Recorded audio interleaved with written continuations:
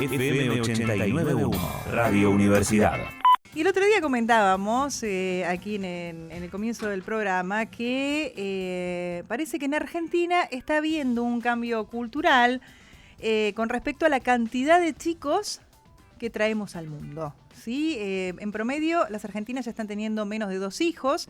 En el 2020 la tasa de fecundidad, es decir, el número esperado de descendencia por mujer o por persona gestante, bajó hasta 1,55, que es el menor valor de la historia nacional, aún muy por debajo de países como Suecia y Noruega. Siempre la cantidad de hijos también estuvo relacionada con, al menos esta información a lo que indicaba, con el nivel sociocultural, ¿no? Que a mayor nivel sociocultural, menos hijos se tienen, que en las clases más bajas era donde estaba dada esta mayor cantidad de hijos, y que esto también se ha modificado, ¿no? Que hay menos hijos ya en todas las clases, ¿no? Y esto tiene que ver con muchas cuestiones políticas también, ¿no? Y que también el que estén naciendo menos chicos implica que a futuro vamos a tener que mirar también en un mundo donde la tecnología, la expectativa de vida, ¿no? Han crecido y la tecnología ayuda a poder vivir más años. El tema es cómo agregamos bienestar a esos años. Bueno, vamos a tener, si miramos hacia el futuro, una población mayor o adulta mayor, muchísimo mayor que quizás la población activa. Pero bueno, para hablar de estas cuestiones y de estos cambios culturales que se van dando, que los vamos viendo en estas cifras, estamos en contacto con el doctor Enrique Peláez, que es investigador del CONICET, en el Centro de Investigaciones y Estudios sobre Cultura y Sociedad, CIEXIA, que funciona en Córdoba. ¿Qué tal, doctor? ¿Cómo le va? Aquí los saludamos, Guille Toibero y Andrea Landi. ¿Qué tal, Andrea? Un gusto conversar con ustedes, y efectivamente es esto que está diciendo es parte de la realidad demográfica, no solo de Argentina, sino en general de todo el planeta, con distintas particularidades, ¿no? En cada región y en cada país.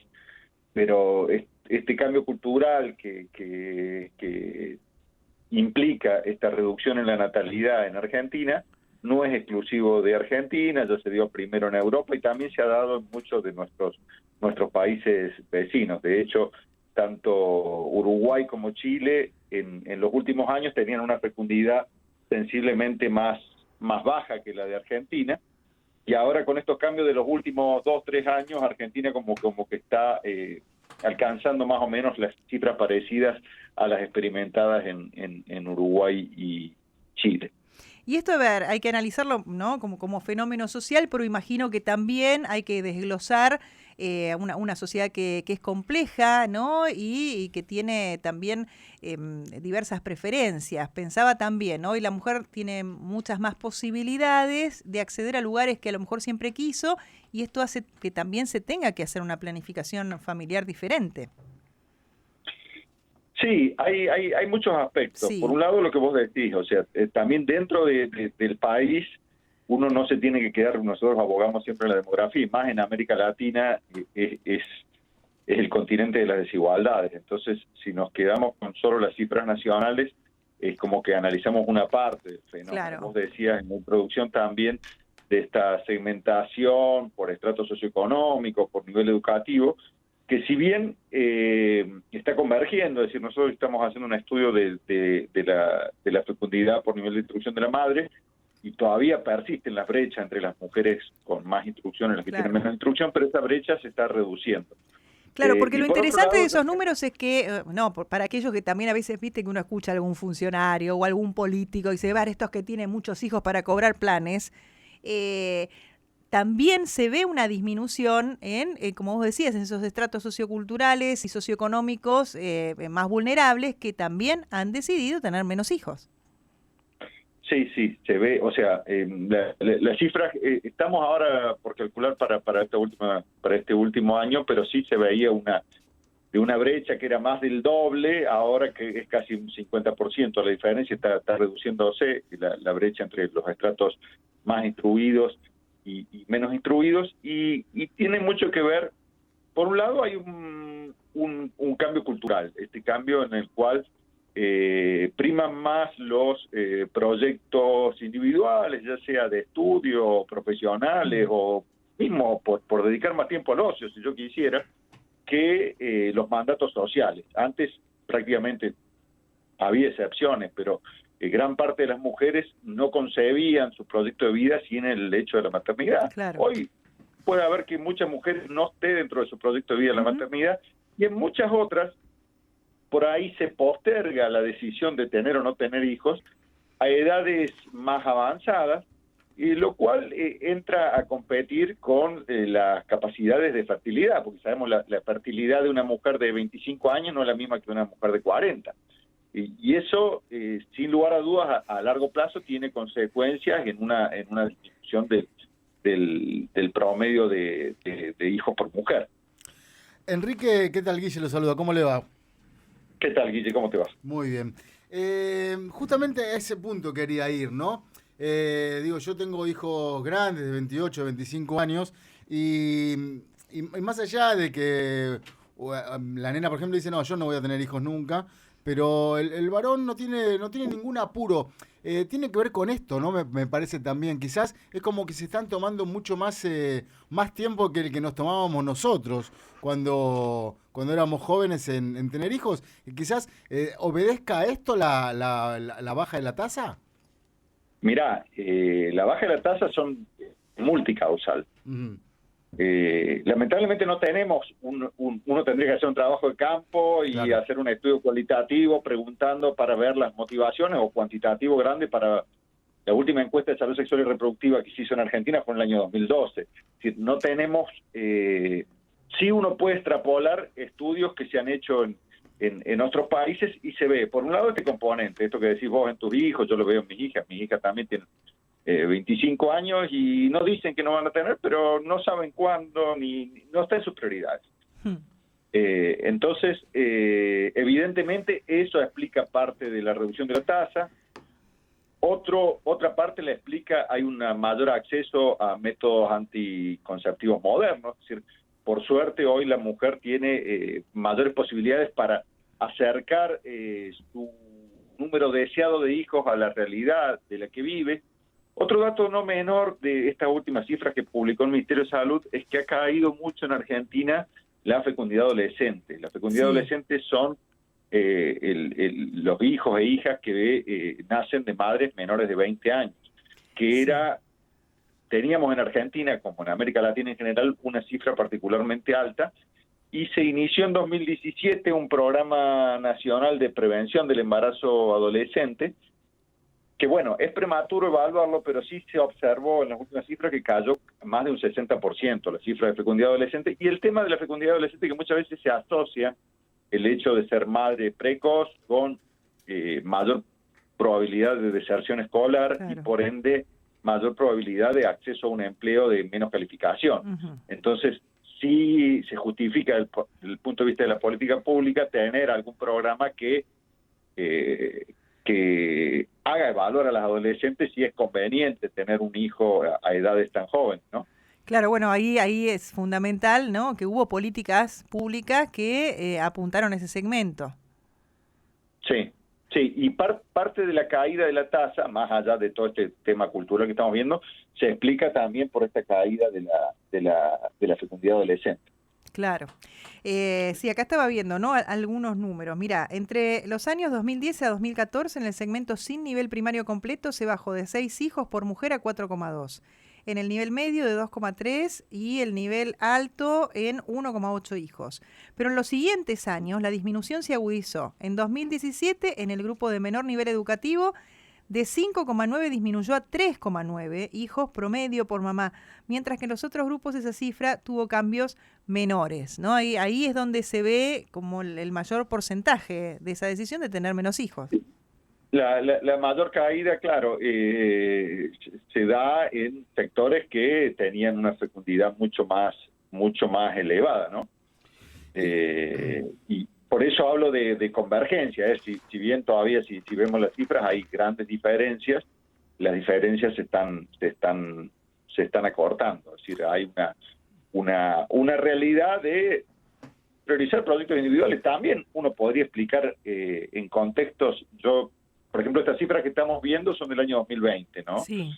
El 2021, el 2020 los embarazos son embarazos concebidos la mayoría en periodo prepandemia, o sea, porque incluso los 9 meses, el tema de la pandemia se inicia en marzo, no vemos todavía el efecto de la pandemia del COVID. Y ahí, bueno, uno especularía que en situación de pandemia, si la mayoría de los embarazos son deseados, en contextos de incertidumbre socioeconómica, como trajo en todo el mundo esta situación, las parejas que quisieran tener un hijo por ahí postergan la decisión. Claro. Ahí yo hablé con un colega de Colombia que me decía que en Colombia habían detectado algún aumento del embarazo adolescente en tiempo de pandemia por discontinuidad de programas de acceso a salud reproductiva. Claro. Viste, algunos centros de atención primaria de la salud que proveían el tema de métodos anticonceptivos habían estado cerrados en algunos momentos del aislamiento social, ¿no? Pero bueno, tenemos que terminar de analizar qué va a ocurrir con el 2021, pero yo me animaría a aventurar que incluso la caída de la natalidad puede ser aún más fuerte, ¿no? Enrique, sé que no hacen futurología, pero de acuerdo a los datos que manejan y demás, ¿esto va a ir disminuyendo cada vez más? Bueno, no hacemos horóscopos, pero dentro de la demografía, una de las tareas que tenemos es hacer estimaciones y proyecciones de población, ¿no? Porque sabemos, bueno, nosotros tenemos el censo ahora en Argentina, y el último fue el 2010, pero cuando vos querés hacer política pública necesitas denominadores, necesitas saber cuántos somos, de qué edad, de qué sexo, y para eso se hacen las estimaciones y proyecciones de población, que las hacemos teniendo en cuenta tendencias pasadas y observando realidades de otros países. Bueno, ahora se viene el censo, me parece que van a tener mucha data con eso.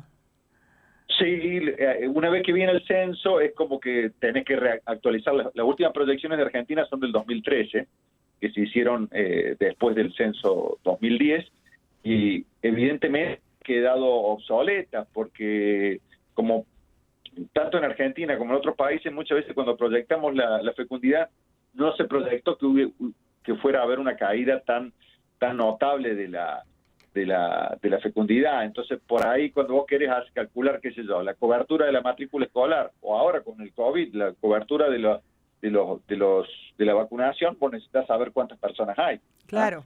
Y si no tenés actualizado ese dato, a veces te da...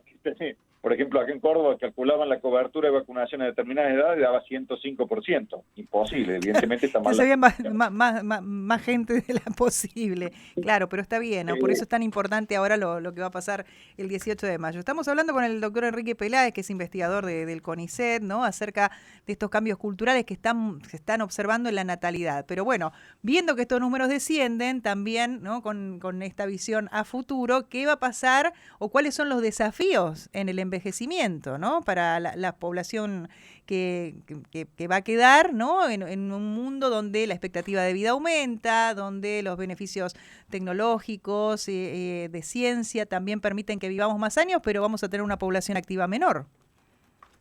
Sí, ahí nosotros estamos haciendo como una campaña de mensaje, porque por ahí se posiciona políticamente o mediáticamente al envejecimiento como un problema. Claro. Y como civilización siempre estuvimos luchando por tratar de vivir más años y porque podamos decidir cuántos hijas o hijos queremos tener. Y una vez que logramos eso, sería muy triste que como civilización digamos qué problema, estamos viviendo más años en algún momento. Bueno, pero viste que todo hay que pensarlo y cada estado, ¿no? Y después a través de sus gobiernos también lo piensan más que nada, ¿no? Con los sistemas de atención y de seguridad social que hay que tener también para la vejez. Viste que empiezan unas discusiones que se politizan mucho, pero que no tienen en cuenta esto, ¿no? O sea, sí, a ver, todos queremos vivir más, pero convengamos que la vejez no tiene buena prensa. Sí, yo digo primero, celebremos que estamos viviendo más años, celebremos que podemos decidir el número de hijos o hijas que vamos a tener. Evidentemente eso trae cambios demográficos, claro. trae una mayor concentración de la población en personas mayores, y eso genera generalmente tres grandes desafíos desde el punto de vista de políticas públicas. Los sistemas de seguridad social, evidentemente que nosotros estamos basados generalmente en un sistema que tiene una ecuación que vincula la cantidad de activos con la cantidad de pasivos. Sí. Los sistemas de salud para las personas mayores y el tema de cuidado de las personas mayores, porque a medida que vamos aumentando en la edad, vamos perdiendo muchas veces autonomía y necesitamos apoyo para hacer las actividades de la vida diaria. Entonces, lamentablemente, ahora estamos en la fase 1 de una campaña electoral que será para el año que viene, pero no hay una discusión del mediano plazo, claro, en cuanto no es un tema que esté en agenda todavía, ¿o no? Como para problematizar, pero está muy bueno que... fórmula, si le resto 1, le sumo 3, claro, pero no cómo vamos a asegurar una cobertura, que bueno, yo soy un defensor de una cobertura universal, sobre todo cuando hay una gran informalidad en el mercado, claro, laboral. Entonces vamos a tener muchas cuando lamentablemente a veces el mercado te expulsa mucho antes, ¿no?, de alcanzar la edad jubilatoria, pero por eso están muy buenos estos estudios, ¿no? Y esto es lo que nos brinda siempre la comunidad científica, de poner temas, ¿no?, simplificarlo en números para que se empiece a ver como algo para pensar, ¿no? Porque son estos desafíos con estos cambios demográficos que muy bien explicabas, Enrique, para que, bueno, hay que pensar una sociedad que va cambiando todo el tiempo, con una población que va a un aumento, pero que crece en los rangos etarios de manera diferente. Y sí, y por ejemplo el tema de cuidado de personas. Antes nosotros tenemos un índice que es de potenciales cuidadores. Es decir, si vos tenías 3 hijos, 5 hijos, y a lo mejor, bueno, la relación entre las personas que tienen entre 40 y 60 años, con las que tienen 80 y más, que son las que tienen que ser cuidados, era de 3 a 1, 2 a 1. Cuando vos bajás la natalidad, esa relación es 1 a 1, sumale que alguien por ahí migra, entonces... ¿cómo va a ser las personas mayores que no tiene quien, claro, familiarmente la apoye o lo cuide? Entonces, bueno, hay ya países que están planteando el tema de cuidado como una política pública. Perfecto. Así como hay políticas públicas para cuidado de niños, tener alguna política nacional de cuidado de personas mayores, ¿no? Claro, porque es verdad esto.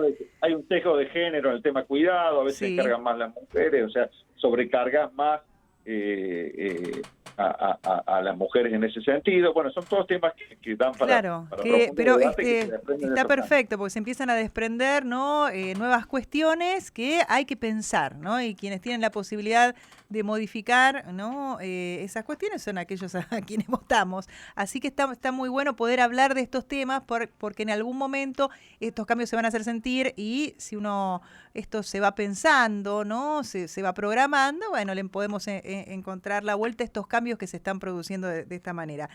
Doctor Enrique Peláez, la verdad un placer hablar con vos y seguramente en otra oportunidad vamos a volver a convocarte. Bueno, un gusto. Un gusto. Hablábamos con el doctor Enrique Peláez, investigador del CONICET, en el Centro de Investigaciones y Estudios sobre Cultura y Sociedad, que funciona en Córdoba, acerca de estos cambios que se están dando en la natalidad, con el descenso de cantidad de hijos, ¿no?, que están poblando nuestro país, y esas decisiones que vamos tomando, cada uno en las familias o de manera personal, para ver también, ¿no? Y claro, es multicausal esto ya. Desde la Universidad Nacional de La Matanza, Radio Universidad FM 89.1. Siempre cerca.